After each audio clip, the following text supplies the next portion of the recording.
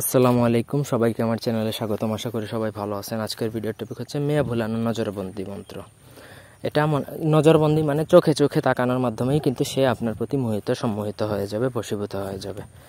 এটা আপনার অফিসের বস, কলিগ অথবা আপনার প্রেমিকা, যে কোনো মহিলার উপরে ধরেন আপনার ইনস্ট্যান্টলি তাকে বশ করা প্রয়োজন। যে কোনো কাজের জন্য আপনি করতে পারেন। প্রেমের প্রস্তাবেও রাজি করাতে পারেন, বিয়ের প্রস্তাবে রাজি করাতে পারেন, বা যে কোনো আপনার প্রয়োজনে আপনি করতে পারবেন। এটা কোনো প্রবলেম নাই। ব্যক্তিগত যে কোনো কাজের জন্য স্ক্রিনে দেওয়া নাম্বার আছে, সরাসরি ফোনে বা হোয়াটসঅ্যাপে যোগাযোগ করে যে কোনো রকমের কাজ করাতে পারবেন আমাদেরকে দিয়ে, দেশে বা দেশের বাইরে থেকে। তো প্রথমত মন্ত্র, এখানে 2টা মন্ত্র আছে, নিয়ম একই। নিচে 2 নম্বর মন্ত্র, 2 চক্ষে চাহিলাম 4 চোখ বহিলাম, বর্মারে করিলাম বন্ধন, বর্মার গন্ধে বন্দে গণেশ মলির বচন, ফলানির পঞ্চ আত্মা, ফলানির জায়গায় যার সামনে বসে আপনি মন্ত্রটা পড়বেন, যাকে বশ করবেন তার নাম পঞ্চ আত্মা 5 পড়েন, আমার জন্য বান, দুহাই আল্লাহর দোহাই খোদার। তো আরেকটা মন্ত্র আছে, 2 চক্ষে চাইলাম 4 চক্ষে বন্দনা করিলাম, রক্তে খেলা খেলি বিদ্যুৎ দ্বারা, তাই দিয়া বন্দনা করিলাম ফলানির নয়নতারা। ফলানির জায়গায় অবশ্যই আবার নাম বলতে হবে, নয়নতারা। তারপর ছাড় বাপমার আশা ছাড়, প্রতিবেশী ছাড়, স্বামীর ঘর গৃহ ছাড়, আমায় ছাড়িয়া যদি অন্য কোথাও যাস, দোহাই লাগে ঈশ্বর মহাদেবের মাথা খাস। খুবই ভয়ঙ্কর মন্ত্র কিন্তু, যেহেতু এখানে 2টা দোহাই আছে, একটাতে মহাদেবের দোহাই, একটাতে আল্লাহর দোহাই, তাহলে এটা কোনো খারাপ উদ্দেশ্য নিয়ে আমি বলবো প্রয়োগ করবেন না, তাহলে কিন্তু কাজ হবে কিন্তু আপনার নিজের ক্ষতি হতেও এটা কিন্তু দ্বিধা নাই।